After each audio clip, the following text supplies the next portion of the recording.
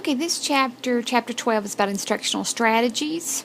I'd advise strongly that you read this and make some notes. This is going to come in so handy in the next couple of years and further. But I want to start with general principles that can guide instruction. One of the first things I want to start is there is no single best approach to instruction, and the main reason of that is because there's no one best way of learning. Everybody's learning style is different. Effective teachers adhere to several general principles as they plan and carry out instruction. So I want to go through those 8. First, effective teachers begin their instructional planning by determining what they ultimately want students to know and be able to do. It's kind of like going on vacation. If you don't know where you're going, then you just kind of randomly roam around and you never get anywhere because you don't know where you're going anyway. Number 2, effective teachers use a variety of instructional strategies, often within a single lesson.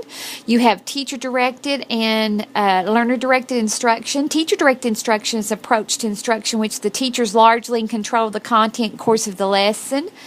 Learner-directed instruction is an approach to instruction which students have considerable control regarding the issues they address and the ways they address them. I'd imagine if you had to stop and decide which one this class is, yes, I come in with as a facilitator and I know what we want to do, but as far as laying groundwork, you kind of address the issues and decide how you're going to handle them, especially as of late. The textbook distinguishes between teacher-directed and learner-directed forms of instruction and states that the best approach depends on the characteristics of the students and the goals of instruction. What do you want the outcomes to be? That is the best description of how teachers should view these 2 approaches.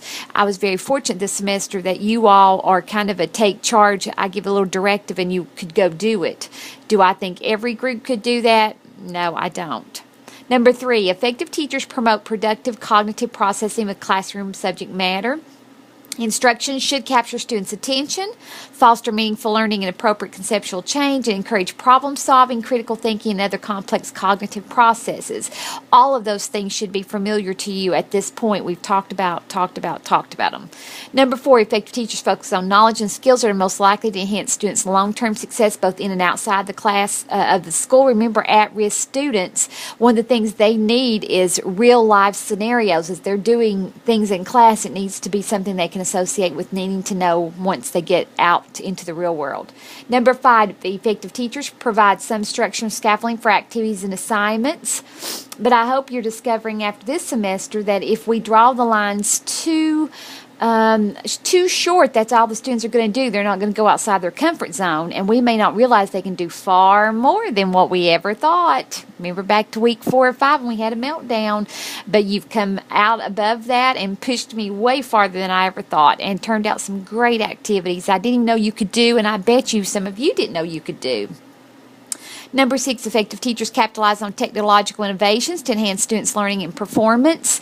I want you to get comfortable in the technology world because, as you know, Hamlin County at least has iPads the students are working on. By the time you get your degree and get out there, those should be rampant, and you're going to have to know know how to embrace technology as your teacher does. Number 7, effective teachers take student diversity into account when planning and carrying out instructions.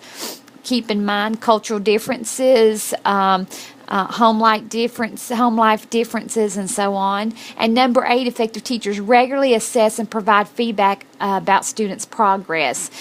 Students need to be kept motivated, and the way that happens is by you keeping close assessments and providing feedback in an adequate amount of time to correct any issues that may come up. I've attached a couple videos there of effective instruction and effective teachers. I hope you enjoy it.